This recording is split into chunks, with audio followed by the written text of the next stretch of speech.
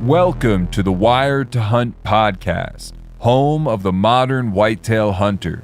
And now, your host, Mark Kenyon.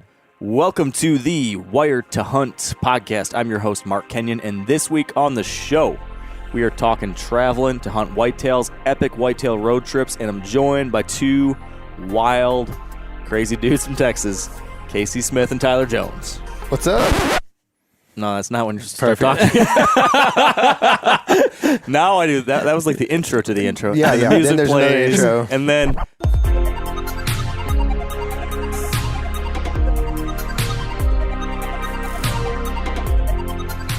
all right, welcome to the Wired to Hunt podcast, brought to you by First Light. We are off the rails already today, folks. And on the show, I'm joined by two voices you should recognize by now, because they have been joining us on the Wired Hunt podcast every week this season over on Rut Fresh. Welcome back, Tyler and K.C. Thanks, man. I'm afraid to say anything. Yeah, you already screwed it up. I'm gonna have Hayden keep that in, so everyone's gonna have to hear that. What's up? Yeah. Hey, Mark also used my media name, which is Casey, instead of KC, so that's good. It's extra work placing that Is it? break in between. Man, I'd hate It for you to is. have to do anything extra, Mark. Trout fishing, that's all. That's it, dude. Don't ask anything Yeah, else. Mark is like leadering in, man. He's not even putting any line out by the end of the rod tip. The Euro nymph only. Anyways, Collecting 401k. Off the rails. Anyways, today on the show, we are laughing a lot, yes, but I also want to talk, about this crazy year you two just had, which we'll go into detail on. But for everyone listening, not only are we going to hear the story of this epic whitetail road trip you guys have been on all fall, but, I know we've had, Tony had a conversation with UKC last year, I think, about traveling to deer hunt.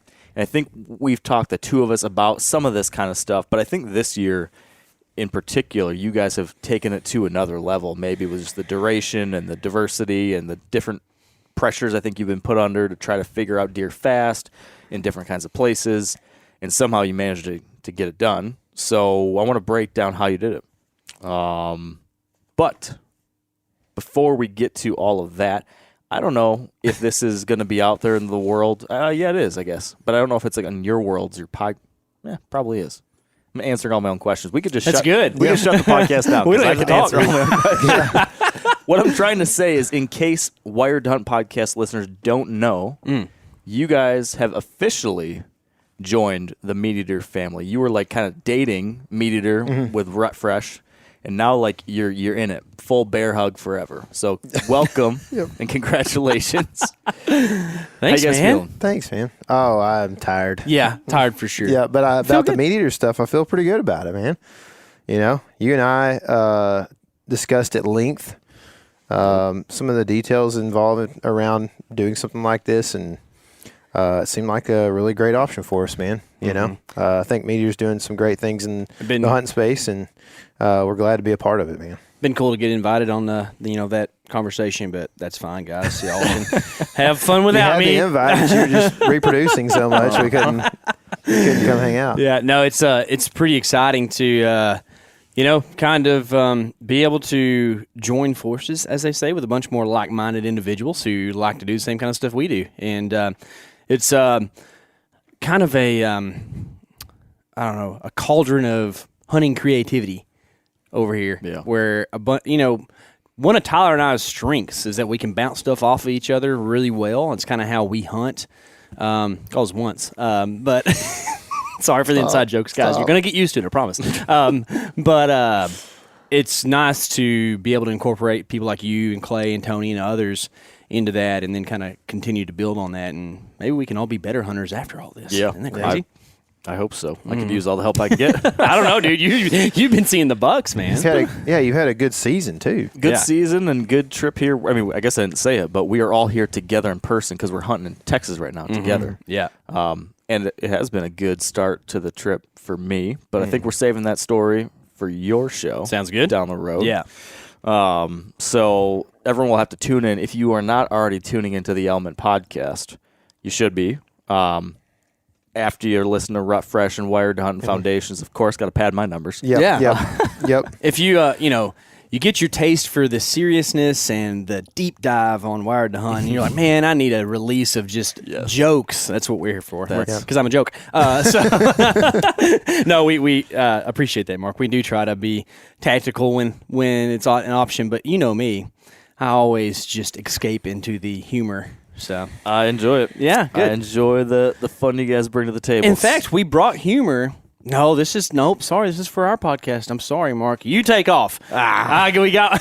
there's a lot of humor we have to tell you all about on the Element Podcast. So we got to save the first really big laugh for your show. Is that what you're saying?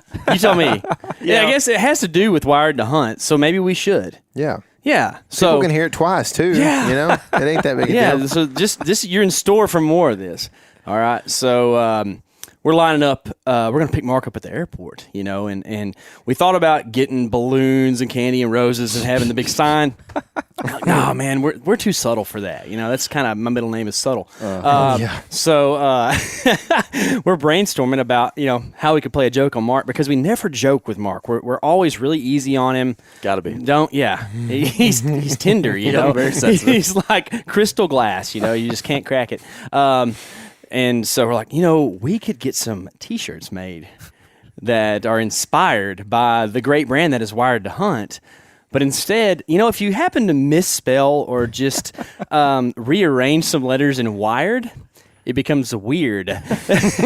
So we had some T-shirts made that look just like the Wired to Hunt I hopped on Photoshop and changed it real quick. What did you do on that? I broke the nose a little bit, so the nose and the ear is kind of cockeyed. That really pretty little icon we worked on, now it's all messed up. If you've been wanting a Wired to Hunt shirt for a long time, you might be able to message us. There's a couple extras that have been printed. Yeah, you have to sell those on eBay. The Weird to Hunt will go for high dollar. They will, man. But we're at this taco truck, and we all get out of the truck, and you guys must have taken off your jackets or something then at that point. Because then I remember just saying hi to a couple of the other guys, and I turned, and then I recognized, I'm like, oh wow, he's wearing a Wired Hunt shirt. And then the first thought in my mind was, we don't sell those anymore. How'd he get that? And then the next thing I thought was, that doesn't say Wired Hunt. It was the best, dude. Oh, yeah. It was funny. That joke really went over as good as we could have hoped. Yep, for sure. It was great. We were going to do it at the airport, but it was a disaster trying to get in Oh, man, yeah. the airport. So we put our jackets on and waited for the it worked out taco well. truck moment. It worked out well. So we are here in Texas because we're filming an episode of a new show you guys are working on. And you've alluded to it on Rut Fresh. You've said a couple times, hey, we're filming something for Meat Eater. You're going to hear more about this hunt then. But why don't we give folks just a really quick idea, an overview of what this new show is. What's it called? And maybe a little bit of insight as to how it came about. Because it was kind of cool that, about a year ago, we started talking about this. Gosh, yeah. And brainstorming, hey, what could this be? What would be the right way to approach it? So does one of you guys want to kind of give us a quick overview of how you got to this idea and what it is that you actually went about trying to put together this year? Yeah, so the idea comes from just a humble moment that K.C. and Hunter had, I guess, right? Yeah. We were actually, this time of year, last year, we were in Oklahoma. It goes back further than that. Does it? South Dakota. Oh, that's right. Yeah. That's right. So I guess it became a thing. Sometimes you come across a good joke and you're like, man, I'd like to keep that going in the loop with my friends, and it doesn't. This one happened the whole season. But basically, long story short, we realized that KC's truck tended to see a lot of bucks. Whoever was in there with him, they were in the bucks a lot. And we started to realize that was mainly because whoever's, hanging out with KC is typically driving around a lot trying to see stuff. That's right. They started in South Dakota when they had COVID, and him and Hunter doesn't like to get up early. KC had COVID, and so they would just be driving around in the early morning seeing bucks. So they started calling the buck truck. Well, Oklahoma happens later in the season, and it solidifies with killing a buck. Me and KC killing a buck out of the buck truck, and anyway, we created a rap song. We've done lots of this.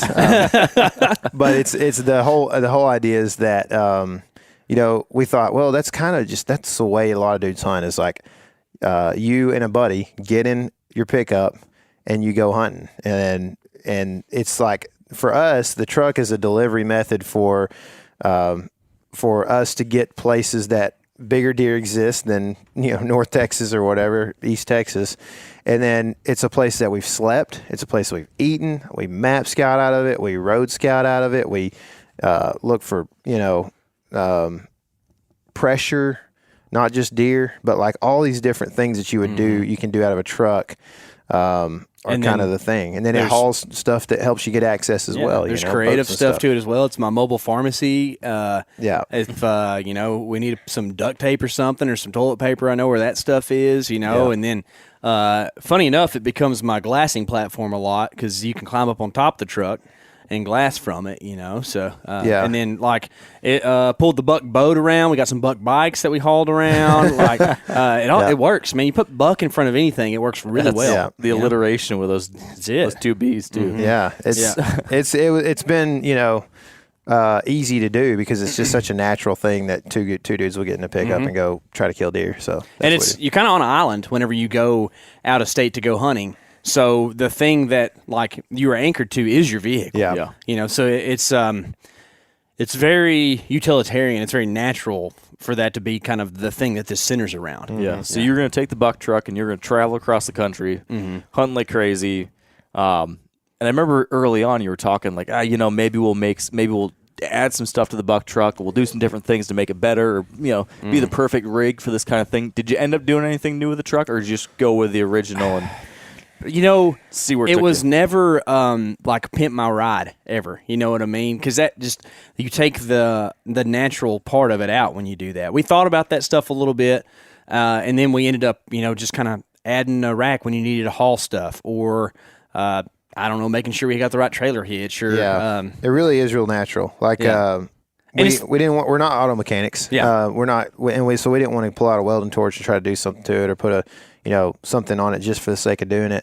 So like whatever is on the truck or with the truck at any time is literally what we do. And we actually have had intentions to do some things that we don't do, which is also exactly how we operate. Like we'll be 2 days from having to leave and be like, oh, we need to register the boat or something. We just always wait until the last second to kind of get things done. And that's not even waiting. It's just the last second's the only second you have. Which is everybody else, right? They got 9 to 5s, they got to work, got families and stuff. So. And another thing, too, on this isn't like the first season we've traveled to hunt. It's kind of what we've been doing for a long time. And so, like, this was just a way to not even condense it, but just, like, structuralize what we do. Because in the past, we've always just been, like, having, like, we know what we're doing for the next week, and then we figure it out after that. Yeah. But this year, we kind of scheduled out the fall, and it actually worked out really good that way. Yeah. It's almost like I operate pretty good with deadlines. I'm also a procrastinator, which kind of actually told itself true in this series because I killed a lot of deer on like the last day of hunts. So I killed 3 deer on the last day of hunts, I believe. Wow. 4 if you count one that we left early. So it's kind of wild. But yeah, so it made sense to just kind of keep on having the truck the way it was because over the past, I've owned that truck for a few years. We almost totaled it one time, actually, Tyler and I did. Right, 3 days into having it. Yeah, I'd owned it for like a week, and we almost totaled it. Not by our fault of our own, but back to the main story. Like we didn't really have to make any alterations to it to make it a hunting truck because we already hunted out of it. Yeah. There was some definite, challenges to producing the series though. Like I have hunted a lot this would be the 3rd year that is pretty similar to the amount of hunting that I've done. Like, it's pretty through and through each year. It's the same amount pretty much. It's about as much as I can do. And this year, the challenge was because we're producing this series, it's a different model than us just making YouTube videos, which is what we've done for the last 7 years or whatever.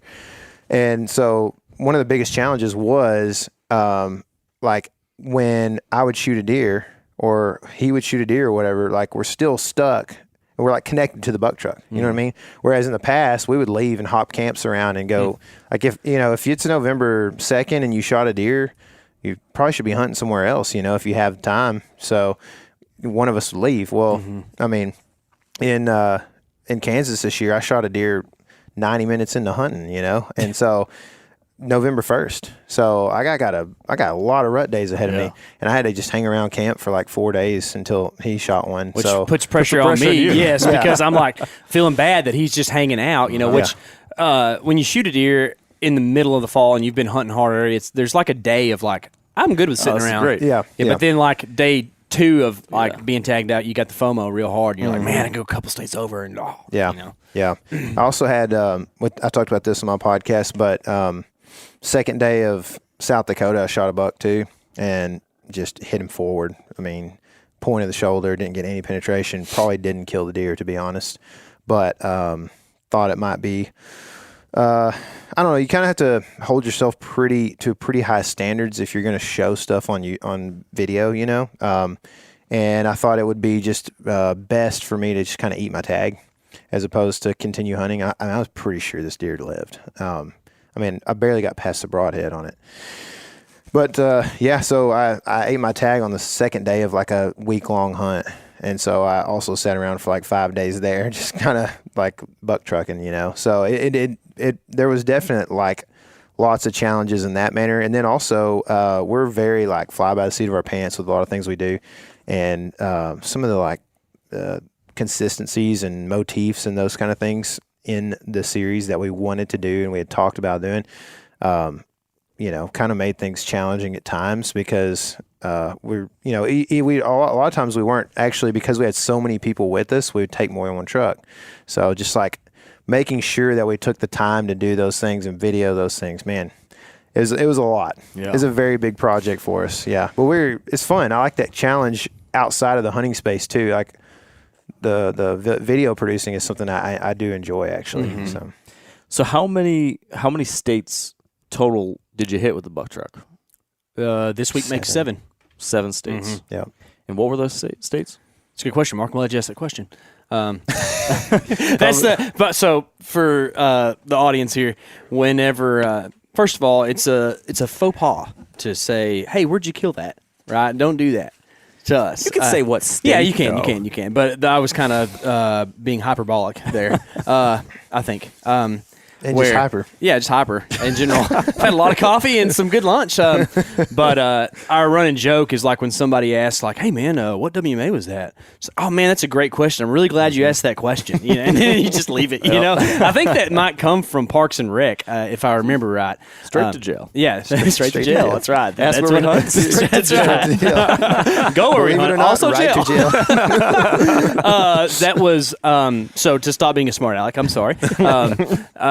Nebraska, South Dakota, Illinois, Kansas, Oklahoma, Arkansas, Texas. Okay.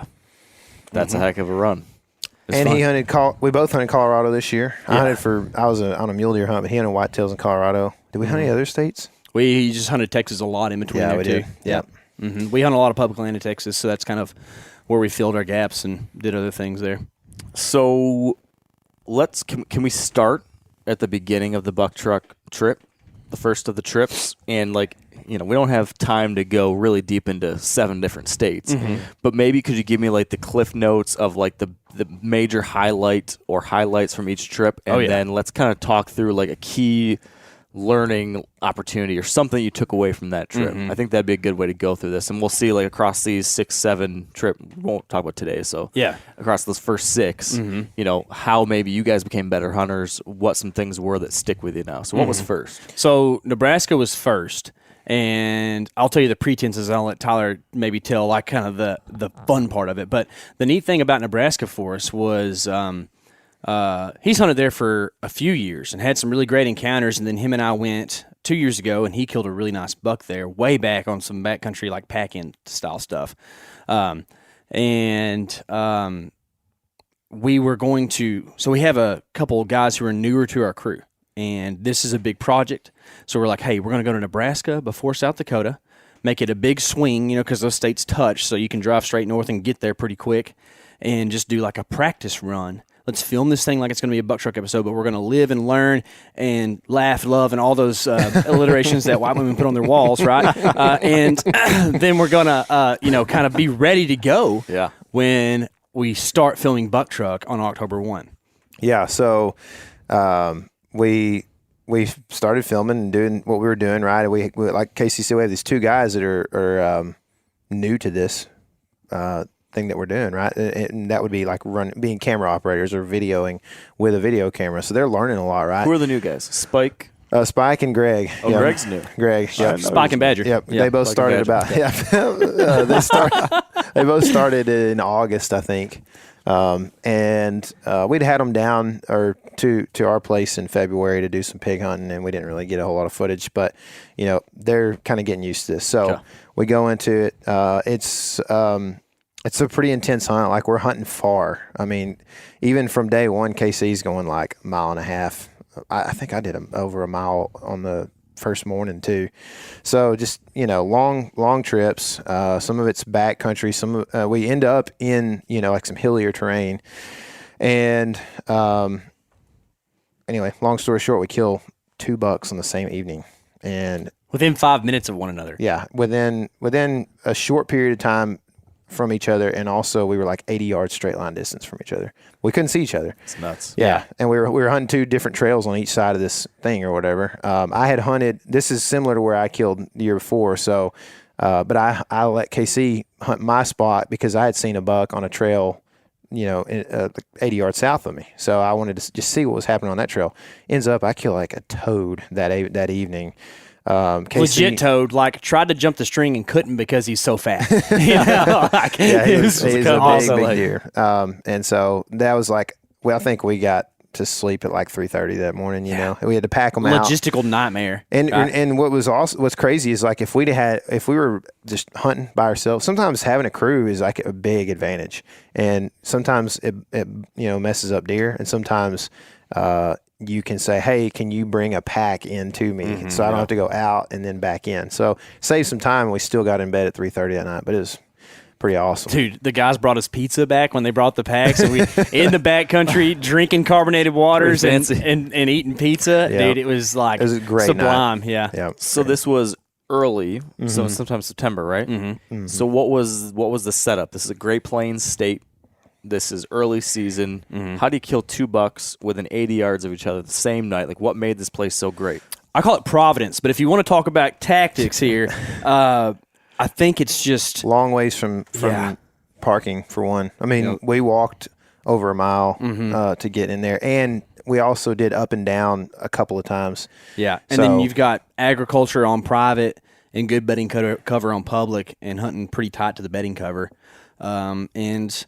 Also, let me think about the wind. Well, that place has weird wind. You remember that? It does. It's one of those places where like the terrain it's hard for wind to be just opposite, right? But terrain in my experience can almost move wind a whole cardinal direction. And this place is a lot like that. So if you were to say there's an east wind, you might go back there and it's really a south in this one little spot. Yeah, and here's another thing that's hard about that time of year is this is like late September, but still early season, warm. We're walking in T-shirts, sweating pretty hard.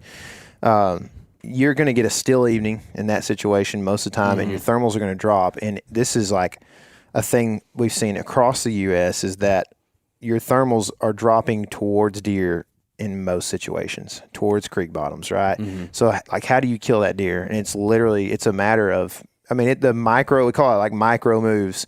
So once you get into the area, like a 20-yard or a 10-yard distance from tree to tree that you could possibly hang in, like that's the difference in killing a deer sometimes. And we just happen to not mess it up on both ends. Tyler and I do this thing where we like get out our phones and look at the map and just shoot holes in the boat as much as we can. And if it still floats, we'll hunt it. And if you can find a good hunting partner that you trust, and if you both can set your pride away and not be like, oh, this guy's dogging my idea, and just realize that, hey, we're both trying to kill each other deer, like you can do some pretty good stuff. What? I love the way you say that. I get what you're saying. With no deer at the end of that, it sounds real weird. Yeah, it does sound weird. Yeah. It is a huge advantage. Trying to kill each other, deer. It's a term of endearment. Which it could turn into that if you didn't set your pride aside. True.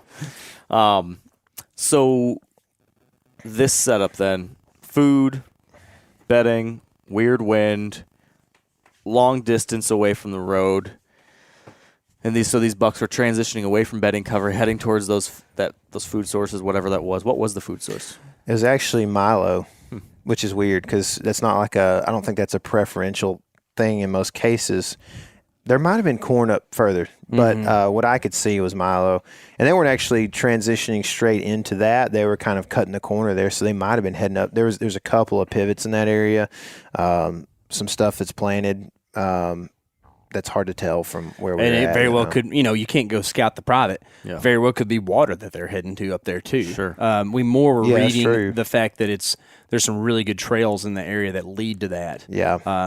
The means to an end is kind of more important than like what the thing is. Yeah. It's good cover too, so there's deer in there, and they have to go somewhere, So I think that time of year we've got bugs and stuff too. They will come up high just to get away from the bugs because the wind is blowing up there. So general question that would apply to all of your trips, but in this case, maybe be an example of this. When you're approaching and beginning one of these hunts, are you always, if you know the area already and you know some good stuff, do you plunge right into your best stuff right out the gate, or do you always kind of ease your way in, observe, scout, and work your way through the trip? Like, how do you approach this? Because you've got 4, 5, 6, 7 days per state. You're doing all these different things. What's that like timing and aggressiveness level look like as you go through one of these? So we have a term that we use for this actually, because we've kind of identified that like there is a thing where you can be spinning your wheels by being too conservative on a hunt like that, because you kind of have a limited amount of time, right? And you kill something. So we call it being knowledgeably aggressive, where you take all the pieces that you can collect data-wise, and no matter what that is, driving around, glassing food sources, seeing deer movement. You might see deer moving to a water tank 10 miles from public ground, but then water is a limited resource, and they're going to be going to that cattle water tank to get the water. You take all that stuff, mix it with map scouting and, just your general hunting knowledge and knowledge of the way deer act, and you do the most aggressive thing that you can knowledgeably do without saying that's reckless. And that's pretty much my approach. You have anything else to add? I think a lot of people look at this. This is a question that's posed a lot of times, I think. Tony has answered this for me even. But I think a lot of people look at this whole question as like black and white, and it's really not at all. There's a middle ground. It's just like politics, right? Like there's some middle ground there that we could probably all benefit from. Let's dive into that. I was waiting to see where that was going. I was actually pivoting it back again into deer talk. But y'all do what you want. There's the idea is that you don't have to be. It's not aggressive and observation sit. You know what I mean? Like you can still get into the mix without really. I mean, there are times I'll go in and sit and be like, dude, if this doesn't work, this is going to mess the whole thing up. And you can sometimes make a play that's 60 yards from there, and it stands a chance of messing things up, but it's not a guarantee, So I think that's where you got to sit in somewhere in that middle ground, like early on, especially, to where if it doesn't work. Then you learn something and you maybe didn't mess up everything in there. It also helps to hone your skill set in that situation too, where that first evening that we're talking about here, I took a 48-yard shot and made a good shot. And I'm not saying that every guy needs to do that, and that I would even do that. Like right now, this time of the year, because we've been traveling so much, I haven't shot my bow all summer like I was then. May or may not do that. Bow might have got knocked around in the truck for all I know, right? But if you know that, like, hey, I feel very comfortable on large-bodied animals out to 50 yards, that extends your range, and therefore your radius can be, you're not intruding on the bubble as much, where you can still take a shot. And then you pair that with your calling ability. I really feel good about calling in early October, grunt call especially. And if you kind of know how to communicate with deer on at least a hunting type level, and you feel pretty confident in that, you can use that to your advantage as well, where you don't feel like you have to just bail off in the big mix to try to get a shot at one. If you think you can get them closer to you, it helps. Yeah, for sure. Hunting a lot is a good thing, man. Like it's not even that, like we're not sitting here trying to toot our own horn or nothing, but like we just hunt a lot, so we see a lot of things happen and we learn from that. So yeah, that's why the observation sit is not my favorite, you know. And that's why we podcast, because I don't ever want to call myself an expert, but I have a lot of experience now, and hopefully people can learn from some of the experiences I have. Maybe guys who don't get to hunt as much can still like kind of secondhand have the experience and that be shared with people. Yeah. All right, so biggest takeaway or biggest lesson learned from that Nebraska hunt. What was that for you guys? Oh, do you have something?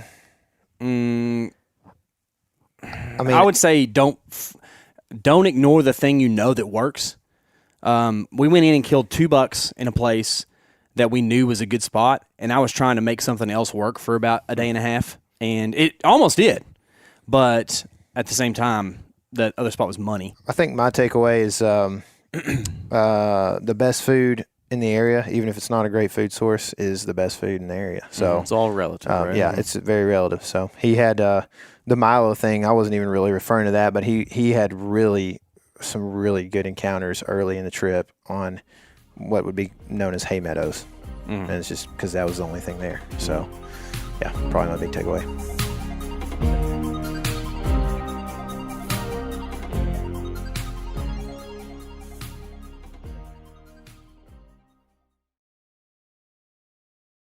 South Dakota was next? That's right. And here's a question first. So Nebraska was supposed to be like a warm-up, but then you both killed. Yeah. So now is that going to be an episode? That's going to be E1. I have a disclaimer. Okay. Like we mentioned, the guys were still learning, and the footage is not rock. It's not tripod footage. You know what I mean? It's not rock solid. It's good. So it's good. It is good. Yeah. There's some cool moments for sure. But like there's some times when like these dudes, you know, are freaking out. Like, they're like, "What? This is a huge deer!" You know, they're like one hand in this thing or whatever. You know, so But that's I think, almost more fun though, where you can feel the excitement from the other side of the camera. Well, I think that's what we all communicated too when we were planning Buck Truck, is like that raw nature of just what it would be like to follow 2 hunting buddies around the country. If you get vertigo while watching Nebraska, just hold in there for the next few episodes. It gets better, I promise. That's right. So South Dakota then. What's your headline of the South Dakota trip? And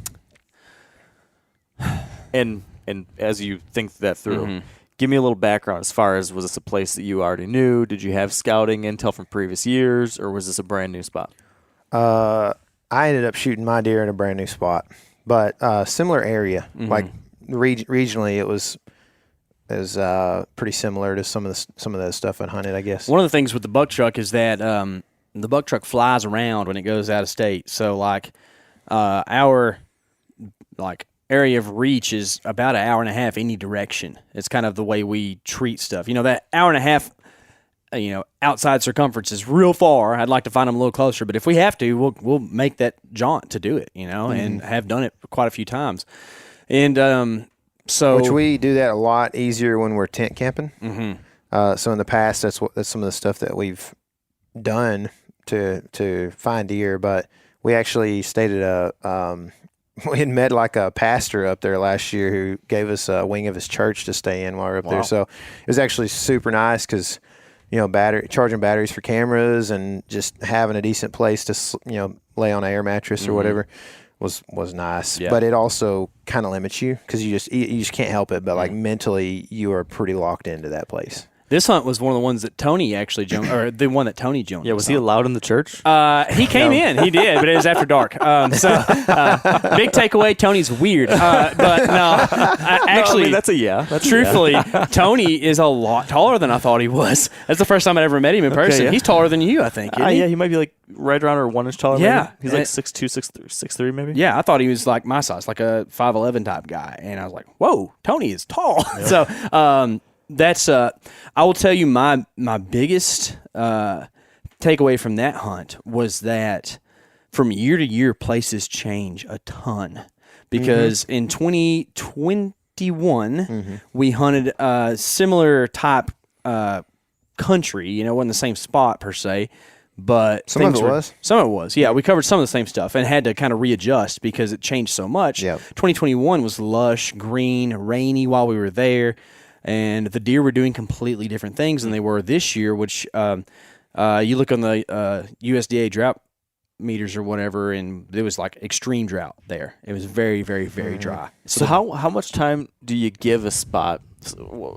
This is like a situation I found myself in. So like you go to a place that you know in the past, like it produced. So you go into a zone, you feel confident, like, all right, I know what deer do here. You go in for the first night, maybe, let's say. You go in there, it's not what you're expecting. When do you decide you need to pivot and change things up? Do you go back in the next day and be like, all right, well, I'm going to give it another day, or I'm going to give it one more sit? Or do you say, no, I know this place will produce because there's this feature that if you give it time, something will happen? Like, how quickly do you assess a situation like this and then realize, like, I got to scrap this because it's gone? Is that I have a couple of different scenarios where I think about this, but like it depends on time of year as much as anything. So during this hunt, it's got to happen quick. I mean, it really, that for me, I will pivot quick in almost any situation, nearly all year long. But in this situation, if they're doing the same thing daily, and so if you didn't see them the night before, they're probably not going to do that the next day, more than likely. Also, there's a lot of deer in South Dakota, and you should see some deer. So in this situation, I'm very quickly pivoting. And that's why I ended up on new property on the second day of the season, hunting a different place. But like in the rut, it's very similar there as well. Though there can be like dead days and then just crazy days in the rut, but I still don't give it a whole lot of time in the rut. So, I mean, it's just kind of, and it's the same thing late season goes back to those early season patterns a lot of times where it's just like, if they're not doing it, then they're not there pretty much. And I think trail camera data comes into play here too. And that's kind of the public-private type thing. And some people run cams on pub too, but in this situation, we don't have any cameras out. So like you run into like a different approach where like maybe, you got cameras in a place and there's a couple 150s on camera. You don't see them the first night, and you're like, this is worth sticking around. Whereas we are literally dealing with what we observe. Yeah. So you have nothing to go with other than that. If you don't see them, I'm bouncing quick. Like there's not many things that keep me in the same place too long in that situation. So what ended up being the setup that worked in South Dakota? Like what worked? I found a small property actually that had basically it was like a peninsula that was surrounded by creek, like water essentially, and had ag on one end probably a half mile away.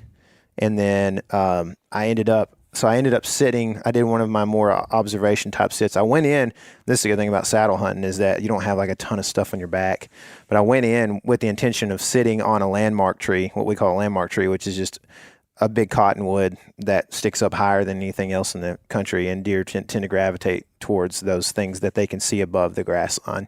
And I was going to hang in that. Well, I get in there and I just don't feel good about it. As I'm going in, I find some good trails that are going up to this ag that I'm crossing, and I'm like, man, there's a bunch of deer moving up through this stuff without even going by the landmark tree there. And so I just actually sit on the ground, and Eric and I, we're going to watch deer and potentially be able to move across these little saddles and these draws to get shots. Well, I start having, I'm not tell the long story or anything, but like I start having deer moving towards me. But as I'm seeing them coming off this peninsula, which is full of willows, I'm seeing them like dip down back into this creek before they come up towards me. And I start looking at the creek. It's super dry, like KC said. I'm like, I don't know if there's water there. I mean, it doesn't look like it, but there has to be like a deep hole there. I think they're going to water, and just make that assumption. And like I said, long story short, that's what I did the next day. The next morning I sat and I bedded a deer out on that peninsula, and I went and sat next to, or I assumed there was water in there. I come in from the other direction, set up next to a water hole that's just getting hammered, and he comes by. I don't think he was actually going to water. I think he was going to go on up to ag, but I had him at like 10 yards. He was so close that my sight picture, I lost his shoulder in my sight picture. That's why I made a bad shot, because where I thought I was aiming was not where it was aiming. It was like my sight picture was full of brown. Just hair. Yeah. So I was really sick though.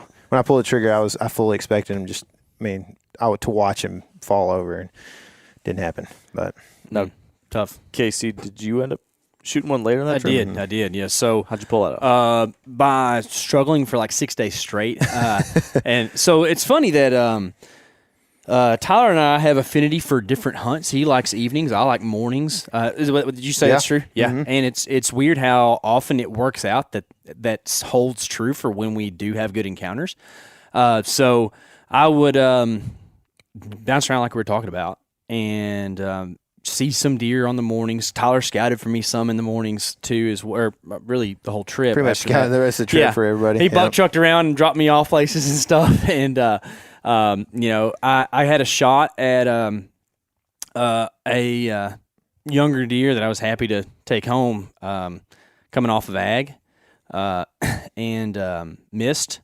And then on the way out, ended up bumping a group of bucks out of this little ditch pretty much that led up to an ag field. And it pains me to say that I killed deer on buck bedding because I like to make fun of it. And that kind of lightheartedly, right? But that's truly what I did. We bumped deer out of bucks, a group of bucks, out of a thick little pocket of like cedary type stuff. And went back in the next morning with a really good wind, and it was a perfect setup. And sure enough, they filtered down off the ag, came right in. It was just the did the thing. Mm-hmm. Yeah. Did you get up in a tree, or were you? I did. Yeah, I did. I got up in the tree. And did you set up right after you bumped them, or in the morning when you went in? In the morning when I went in, because I do try to make like quick judgment of things and don't try to like mill things over too much, but at the same time, I didn't want to hunt that or hang that morning and then need it that evening or something, because I might kill a deer that evening, but I knew that it was a good place in the morning. So we went in really early, hung that morning. I actually made a mid-morning adjustment to where my platform was in the tree because we'd found scrapes on the way in. I wanted to shoot those scrapes. And then by the time it started getting light, I was like, oh, no, I need to be able to shoot the other direction over here. So I actually moved my platform up like 3 foot in the daylight, and that was the move that made the difference for me. A key thing that I've noticed in several of these stories, and I think in previous conversations, and I 2,000% agree with this, is these micro adjustments. Mm-hmm. Like that is such a perfect example of what you brought up earlier, Tyler. Like these micro things, whether it be with your tree stand being 10 yards over or your platform being, 2 feet too high or too low or whatever, like those little tweaks. Mm-hmm. So much of whitetail success comes down to predicting something or adjusting appropriately to what you observed to account for any new possibility, to account for any little thing, to keep tweaking, adjust, observe, adjust, tweak this thing, tweak that thing. Yeah. It's easy to be lazy, right? Mm-hmm. And so... and I do it all the time. Like there are so many times in the season, like we kill a couple of bucks or several bucks a year. It looks cool, but there are so many times that I'm like, I was lazy and I messed that up, and I could have shot another one, or whatever. And you just get so mad at yourself, for just being lazy. And it really is like you have to. That's a good thing about having a hunting partner. Like he kind of keeps you accountable to not be lazy or hype you up or whatever. Take a day off. It comes back from like your college football experience where like. You can't take plays off, and the same thing goes with deer hunting. It's kind of a cliche thing to go off of, but like you take a play off, you're getting 6 on you, right? Like, and deer hunting's the same way. You take a day off, and that might be the day that he walked under the tree, or whatever it is. And that probably for me at least comes from a lot of failure in the past. I think that we're all going to make mistakes. We're humans. We're imperfect, right? So, like, being able to learn from those mistakes is, like, huge. And being able to learn quick kills you deer. What micro adjustments do you see yourself making a lot? Oh, man.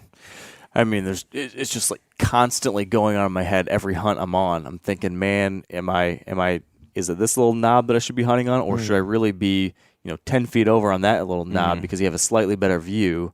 I mean, so just little things like that on the hunt that I'm on right now. Mm-hmm. I mean, you mess with gear much? So I do not. I'm not a gear micro. That's kind of how I am too. He kind of tinkers a little bit. I've almost kind of dialed it. Yeah, or kind of came back from that a little bit. Yeah, it can bog you down. Some people, I think so too. Yeah, some people will do that. Like with me, for gear with me, I'm not like the engineering mind. So I know where my strong, things are and my weak points. And a weak point is like I don't have the brain for engineering, for putting stuff together, for like numbers, so I have to like offload that. So like I've got a guy for like my archery stuff that I really trust, and he can really dial things in, and he can really know the right weight for this, the right length for this, the right everything. So like that's a spot I can't do it, but I know like I can use my energy well and efficiently when it comes to like, should my tree stand be 20 feet or 22 feet? Should I be in this one, or should I be, should my trail camera be 5 yards over here or 15 yards over there? Right. And I'll consider that little tiny adjustment. Those little things are the things that I Dude, it's funny you mentioned the trail camera thing, because we've noticed with some of our friends that have been hanging some trail cameras, because now we have a like app. We can see, we'll give some cameras to some buddies that'll hang some stuff and be like, man, if it was just a little bit angled down, trail camera hanging is kind of an art. It's funny because, our longest tenured bro, Eric, just killed his first buck ever. That's on our channel. Just went out. He self-filmed the thing. It was awesome. And he set up on that place. It's a place that we've hunted for quite a few years. And like the camera, those guys hung. And they hung it like 10 or 15 yards off of like probably where we had originally put the thing. And we're like, man, this place is kind of dead. But we were like, dude, I promise you it's going to be good because that's a good spot. So go in there. And sure enough, all the deer were just a little off. And he called that thing in and shot it, dude. So, it made it work. Yep. That's pretty awesome. So real quick, back to South Dakota, and then we'll move on. Major takeaway from that trip? Or lesson? Something like that. My major lesson is this. So I didn't grunt stop that deer, and I felt like I was too close, and he was gonna come out of his skin if I grunt stopped him. So something I have noticed. This is I don't know how much you want me to admit this on your podcast, but I have hunted feeders a lot in the past. It's okay. Okay. It's okay. And you learn a lot about deer when you hunt feeders, because you may spend 30 minutes with doe inside of 20 yards. Does inside of 20 yards with a doe. So you get to learn a lot about how they react to different things, right? Yep. And I have noticed that this sound, that's it, that makes them look up when they're at 20 yards or whatever a lot, especially on a quiet evening. And there's something about that frequency that's the same as maybe a doe blowing, or maybe a leaf being a foot being dragged across a leaf. That's like in that frequency range. And I know this because I had a runny nose at one point, and I'm sitting there with these does at a feeder, and I just am like, doing that, and every time they would look up. And so we talked about this. I think KC gave me the idea. I had told him this story. The same thing I'm saying here. And he gave me the idea that, like, that's what maybe I should have done in that situation was at 10 yards, just go. That's the element policy now in quiet. If it's like 20 yards or less, we're going to just no sniffle. But if he wasn't walking, I just felt at 10 yards. I shot a deer walking at 15 last year and just smoked him. And so at 10 yards, I thought it was no big deal. And I just didn't know where he was because the sight picture was, full of her. So, yeah, my big takeaway was I said it earlier, don't assume things are the same year to year. Yep. Yeah. Okay, so South Dakota wraps up. You got a buck in the truck. You got a punch tag and a tough pill to swallow. What was next? Illinois. I can tell this one in about 5 seconds. Yeah, we can make this one quick. Yeah, we struggled to find deer. We were on a prime farm, like 1,100 acres. Hasn't been gun hunted since the 60s. Whoa. We built a horse barn or yak barn or something on this place in the summertime to gain permission. So we just offered some help around the farm. And we get permission. And long story short, there was some other guys that have bow hunted it, and we kind of struggled with the whole permission thing because they were not super happy that we earned permission too. And we hunted 5 days, I think, and we didn't hardly even see a deer till day 5, pretty much. All the corn was still in. All the crops were still in. And they were working on a combine, and I kind of went by and gave them a cheerleading session, like, "Hey, when are y'all going to cut this? I hope you get this thing ready." Yeah. They were like, "Oh, we might cut tomorrow or something." And KC was like, "Oh, y'all are doing a good job. Keep going, man. You do it tonight if you want, man. I can help. It won't bother us." That's right. So, but it was very tough, and basically the last evening, I moved into a huge swamp and got caught setting up, which I think I think it was one of those things where like we're making noise setting up, and the buck's like thinking there's somebody over there raking a tree, you know. Yep. And so Eric looked up. I was putting my jacket on, and Eric's like, "There's a deer." He was like standing up out of his bed at 90 yards. So didn't get him killed. I called him into 20, but it was so thick with willows in there that we couldn't even see him at 20 yards. Wow.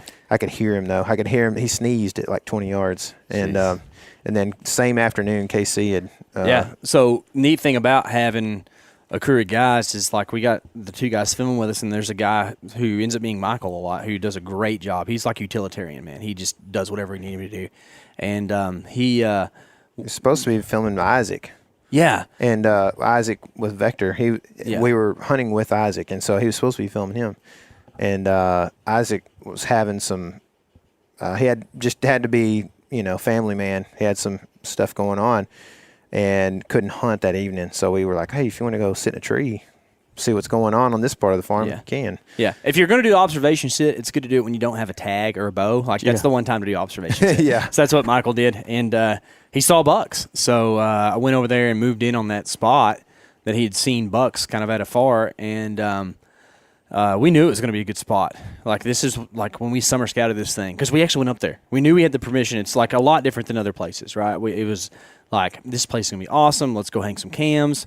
We had a couple like, quote unquote target bucks, like bucks that at least met our criteria, and this area we had some pretty good bucks on. Well, this area kind of was off limits for a little bit, and then it kind of opened up to us. So we went over there and thought we were going to have the same kind of sit. It's one of those late October, just kind of cool, still evenings, but nothing. It's just milk toast kind of evening, nothing like cold front or nothing, wind shift, nothing to like make them do anything. And then finally, like out of the swamp, Greg spots a buck behind us just standing out on this peninsula, and it's like giant buck. And this is where the dramatics start. And I try to not be a dramatics type guy. I really like it whenever things go well and you just smoke them, But this deer comes out and he's like at 45, and he's at my 5 o'clock in a saddle, which if you saddle hunt, is like the hardest spot. At least it is for me. And I'm really out of position. I'm watching this deer, and then he gets to where I can't see him at all. So I'm looking at Greg, and Greg is looking at the deer, and he's telling me what the deer is doing. The deer's going to go away from us. He's angling away. And so I get out the grunt call and start calling at him. And I'm giving him like these soft grunts because it's very quiet. And he finally turns a 180 and comes back to us and gets to where he thinks he should be able to see the deer that I am, the grunter. And I think he's at like 30. And so I like try to put my grunt call in my pocket. I got my bow in my hand, getting adjusted very slowly because like we're pretty much skylined, like we're really high in this tree because it drops off to where this deer is. So he's like way down from us. We're probably 22, 23 feet up in the tree, and then he's like 7 or 8 foot below the base of the tree, so way down there. And I get to the point where I'm in such pain and discomfort because of the angle I'm at that I'm like, I'm going to try to draw and try to shoot this deer. And about the time I decide to do that, my grunt call falls out of my pocket, hits the ground right at the base of the tree, and the deer, I think he might have even seen us possibly up there in the tree, like knew that there was 2 big shapes up there. And when the grunt call falls, he looks down at the base of the tree. Doesn't spook, doesn't panic, just looks down at the base of the tree, and I just draw my bow, and he doesn't even pick up on it. And the rest of the story you'll just have to see on the video. Yeah, it's pretty good, though. It is wild. It's pretty good. Yeah. What happens after that's cool, too. But, pretty awesome. Yeah. So I left Illinois with a bow. Barely got her done in Illinois. Oh, man. Like, we were leaving the next morning early, and I shot that buck that evening. Takeaway? Don't infatuate yourself with one particular property. And by no means do I mean any disrespect to anyone who helped us with any permission or anything in that, but we thought that was going to be like our chance at a Boone and Crockett deer in this lifetime, and it wasn't that. And so like maybe within that, manage expectations. Yeah, I think my takeaway is it's similar, but don't think that your property is so good that you can just get away, especially in late October with fringe hunting. I mean, my best hunt was when I hopped thick into the swamp. We took hip waders, and I have a camera guy with me. We only have one pair of hip waders, and they have to be a size 14 because if they don't fit me, then I can't use them, right? So, but they'll fit everybody else. It might be a little loose. Right. Well, so I had to cross a canal that almost went over the hip waders, and then hook my pull rope to the hip waders, toss them up in the air, and let Eric pull them across the, so they didn't land in the water. Yeah, it was a big deal. But I mean, it was just point being hard access to get in there, and had a good hunt. And I should have been hunting in that thick stuff the whole time. But I thought, no pressure on this farm. I should be able to get away with it. That's my takeaway. Where to next? Kansas for 1st of November. And this was a place you knew? Yeah, I've hunted Kansas for 20 years now, and this particular place is a lease that my dad has had for 12 years, I think. Really cool place. He manages, or they kind of manage it in a way that they really want to shoot 5+-year-olds, and they just want to. My dad wants us to just be happy and shoot deer, whoever, but like his goal is to shoot. I think it's just a kind of a. It's something that he doesn't necessarily expect to happen, but he wants to shoot a 200. You know what I mean?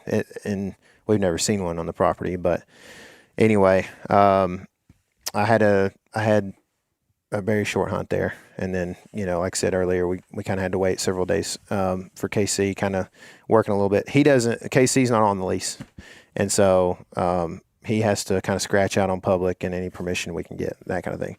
But yeah, I mean, first afternoon, I'm sitting there like playing solitaire, looking at my Bible app some, and just like doing a little reading, and all of a sudden, Eric's like, "There's a buck." He's like, "Not a shooter." It was like a 120-inch deer. It was a nice deer, and but he knew right off the bat it wasn't a shooter because he's been there with me before. And the deer comes in, works a scrape, goes by me, and I got a big, huge cottonwood on my right side here that's like blinding me from anything coming up the draw from the other direction. And that deer goes out there like 30, he's fixing to go into my blind spot in the tree trunk, and all of a sudden I see another deer walk out at like 15, and it's a toad. I know which one it is immediately because I hunted him last year. But just old deer. He's got, he's a mainframe 10, was super heavy, kind of tight racked with some junk. And it's an easy shot, kind of like South Dakota.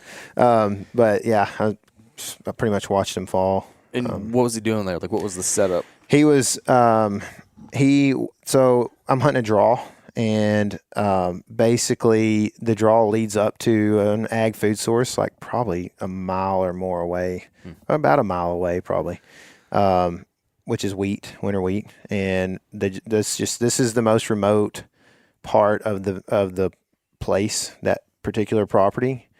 Nobody ever goes there. I mean, and I don't even hunt this place most years, like the entire property, because if there's not a 5-year-old for me to shoot, then I'm just going to public with KC and we're chasing deer. I'll shoot a 130 every day of my life right now, so I'm cool with that. And we'll go chase deer doing that. But this year I hadn't had any cameras running or anything, but I knew there was some good deer there last year and chased them for a little bit. And yeah, I started looking back at footage from 2016, and I'm pretty sure that this deer is a deer that I videoed in 2016 as a 3-year-old. So I think that makes him 9. This guy's ancient. Yeah, very old. He had a broken tine already. He was just cruising, just kind of not super fired. It was warm, but he was cruising for sure. He was fat and healthy, like just so good-looking 9-year-old. Yeah, cool. Huge chest. Maybe the biggest chest and neck I've ever seen. Yeah. So, yeah, and then pretty much became the camp cook. Me and Eric did for the next several days. Mm-hmm. Ooh, but sneeze there. Almost sneeze. Just let it out, bro. And that's why we call you Sneeze. That's right.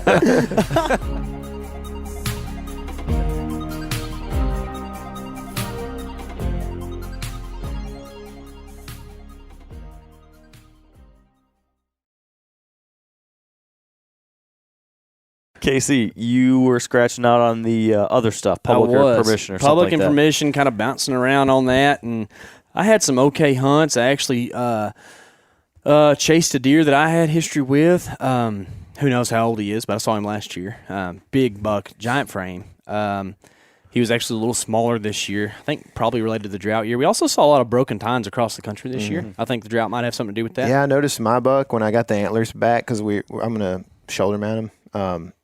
Like the rack was super light, almost like and he had some broken tines on November 1. I just wonder if like they don't grow as dense on drought years or something sometimes. It's interesting. I don't know if that's a thing or not, but just hypothesize. Somebody will message you and let you know. I'm sure. I had a failed stalk on that deer, and then kind of had pretty tough hunts after that, and was kind of we do this thing where like you're on like day 4 of a hunt, and you're just in despair and belly aching. I kind of wallow on the floor sometimes. It makes you feel amazing better. how fast that can happen. I know, and I'm just in that mode. He doesn't do it very often. No? He's a super optimistic Tyler guy. knows whenever I am doing that. But golly, dude, he was prima donna that trip for sure, dude. It was bad. Well, it's just between pressure and limited public ground around, like you just Feels are like hopeless. Yeah, if you got a spot or two that work, and then they don't work on the wind for the next few days, you're like, oh, I don't have anywhere to hunt. Yeah. So we actually hit the phones and started calling people, and found a piece of permission that was like awesome, like middle of nowhere. The guy gives us the go ahead. We drive out to this place. It looks great. Just random cold call. Like you had no end. I think you Did might you have actually call anybody? I don't think you I called did. anybody. No, I didn't talk to anybody. Because I think you're getting so I called a bunch of numbers, but I never got through to anybody. You got through to I think 2 people maybe. Greg, hold him honest. Hey, I'll go to recents. I'll get on the app, dude. I'll show you. But Tyler's call for sure. I might have said we. Tyler's call is the one that paid off. It was a guy that I had talked to several years before, so he didn't remember me. But right off the bat, I tried to show him I knew I had talked to him. Tyler wrote down his dad's name in his phone. Dad's name and all the stuff. That's how I do. Is like if I talk to somebody, I try to take notes right after and keep it in the contact there. Mm-hmm. So. Yeah, so it was kind of like, oh, yeah, I kind of remember you. I got this place out there. I don't know if there's any deer out there, which is always good to hear, actually. And so we go out. It looks pretty good. We're going to scout it, really just familiarize ourselves with the place. We hung a camera and then actually saw deer, a nice buck on the south boundary of the property, and the wind didn't set up to go after him. We were glassing from a long way away, and we're just like, okay, tomorrow morning, we're going to go over there. Because we had already decided, because I was kind of holding Tyler back, and I didn't want, because he already filled his tag, and I was like, okay, I'm going to put this limitation on myself. I'll be done, and I can come back later in the month if I need to or whatever. We'll keep on keeping on. Well, while we are hanging this trail camera, I get the rumble from down under while we're out there. And from then on, about 3:15 until about 1:30 a.m., I'm sick out both ends, like atrociously, about as bad as I felt.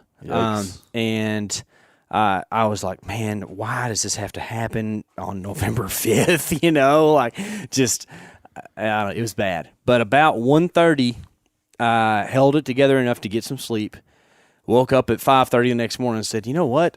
You only get so many Novembers in your life. I'm going hunting. And I was slow. Dude, I was for sure he was not hunting the next morning. And I was on the couch, I think, sleeping. Yeah. And like I hear KC just talking normal in the morning in there in the kitchen. I'm like, what is going on?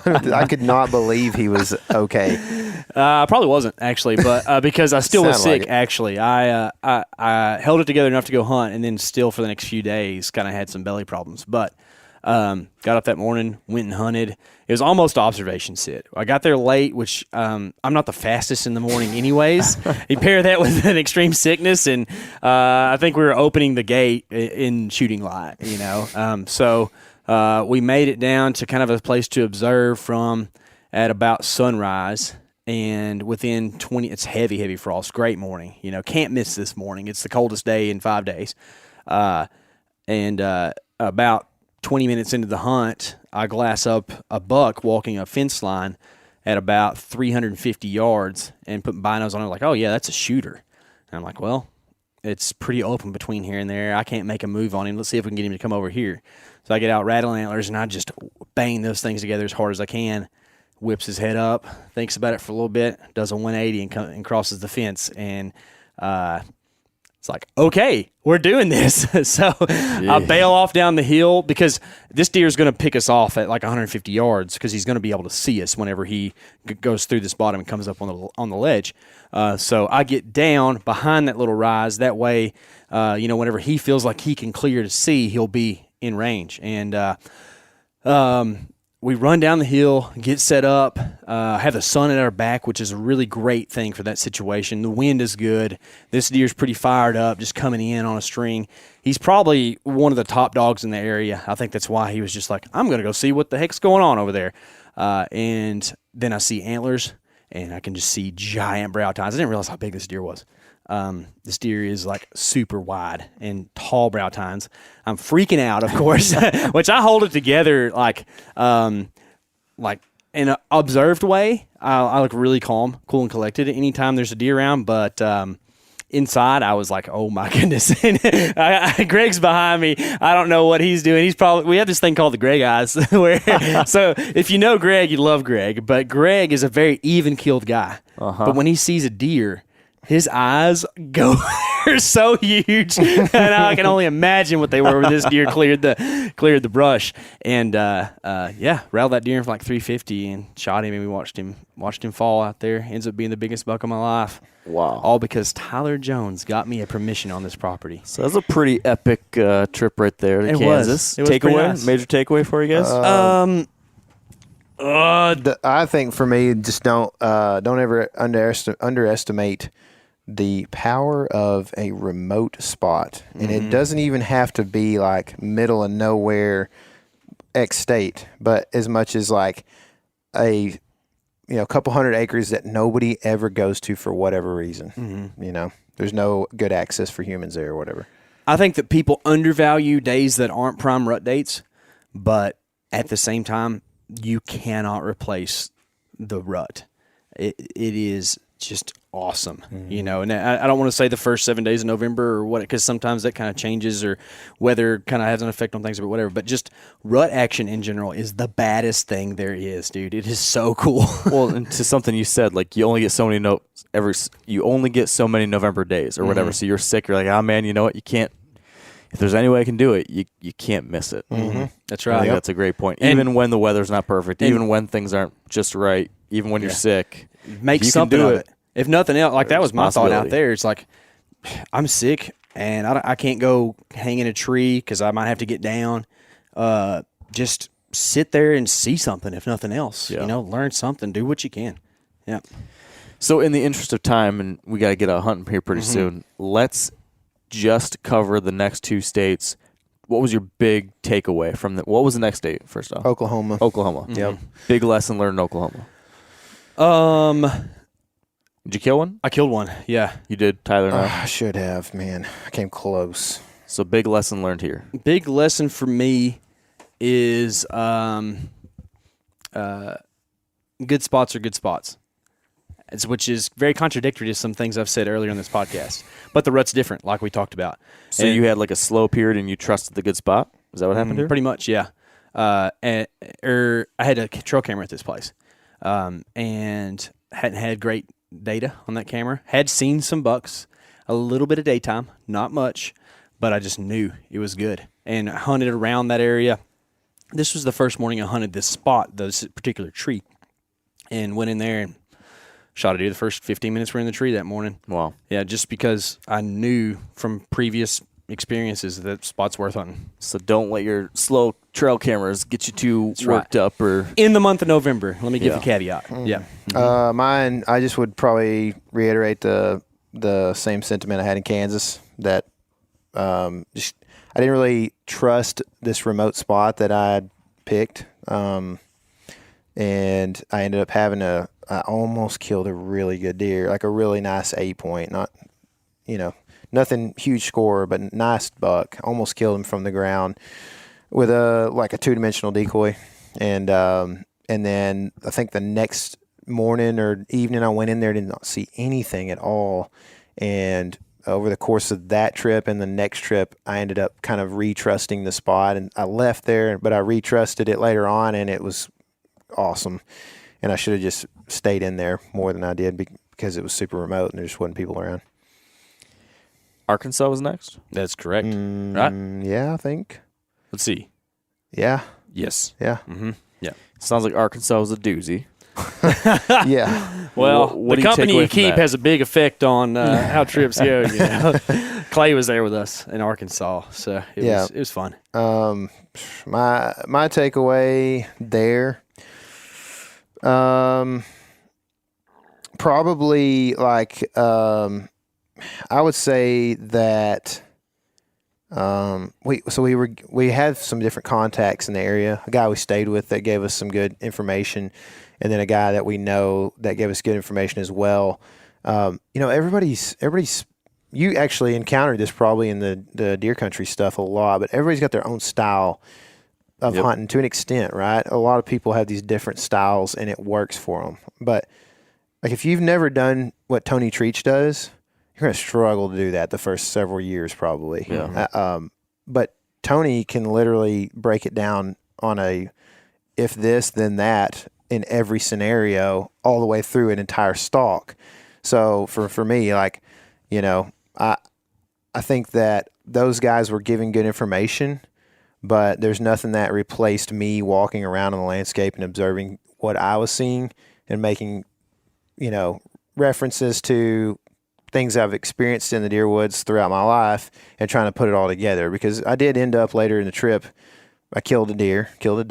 And Doe boat. I had a really good encounter with 2 bucks, and actually ended up misjudging one. I ranged a tree that was the only tree I could get a bounce off of. It was like 16 yards from him. I thought it was 10, and I thought he might jump the string. So better safe to shoot low than, have him jump and hit high. So missed him low. But yeah, that's my takeaway. Is kind of just like, if you have hunted quite a bit, then definitely trust what you're seeing. Trust your eyes, I guess. Yeah. K.C.? I would agree with everything Tyler said. And since I didn't have a stellar hunt as far as deer encounters go on that trip, I would say, to give it a more novel approach, don't let hunting success dictate your enjoyment of a hunt. Yeah. Because truthfully, this Arkansas, Arkansas hunt was one of my favorite hunts of the season. Dude, we had a blast. And Tyler and I were together for one hunt and saw some bucks, but by myself from a tree or the ground, I did not see a antlered critter the whole trip. And we gave ourselves some time on this trip, but had an absolute blast. It was so much fun. Yeah. Yeah. Mm-hmm. So, ate well too. We did. Yeah, don't That's part underestimate of the what food can do for you. Yeah, that's right. Yeah. So, that's a takeaway from Arkansas. Texas we'll save for another day. That's right. Hopefully there's a happy ending here soon. There's been some excitement. Yeah. Some Also close good calls. food. Some Good- fun. It's very good food. Yeah. Good fun. Maybe too much food on one night. That's all right. Mark, since this is your podcast and we like to pirate that thing, I would like for you to tell us your big takeaway from the 2022 season, since that's the theme of this thing. All Yeah, right? man. Great question. My biggest takeaway is getting back to my number one goal for this year, which was like just getting back to the fun of it. Mm-hmm. And like I talked about all year leading up to this hunting season, like I'm going to push the expectations aside. I'm going to push like all the stress that I'm worried about doing this thing or that thing or achieving this or being like this person or anything. I just says, forget all that. And I'm just going to do what got me into hunting again. Like make choices because that'd be the fun thing to do. Like not dumb hunting decisions, Sure. but make time for the things that really matter. Make time to hunt with my dad, to do stuff with my son, to do things like that again. And stop caring what everybody else thinks. And I think as a product of that, I had more fun and I had more success. Yeah. I mean, I had like a season that'll go down in the history books as far as, I mean, it was good, like as far as deer, but just like so many great memories, so many things I got to do. I got to take my son out like 8 times this season. I got to do all these cool things and had like just incredible memories with my family, my dad, friends, kids. and great hunting to boot. I chose locations that I wanted to go hunt, not because like is where I had the best chance to kill a boone and crack a buck, but I chose to go places because like I just love the area, or I know it'd be a fun spot. I planned my calendar not around like the absolute best way to kill 6 huge giant deer, but how do I make sure I can go to the family deer camp this year? How do I make sure that I'm around for certain key times when my son could go with me and do these different things? I broke like a rule where I said I wasn't going to hunt for 2 different bucks in the same general area, but after I killed an opening night buck, I got to thinking, like, you know what? I really want to hunt this other deer again. This would be fun. And you know what? You don't know how many more hunting seasons you have left in life. Go after it. And I had a lot of fun. That's cool. So that's my big takeaway this year. It's good, man. It's good, man. Still a few more bucks to shoot, though. There's still some time. You're going to get 2 more. Texas and Ohio, you think? Yes, that's exactly right. That would be an all-timer if that actually happens. Yeah. But can I make a plug before we get out of here? Please do.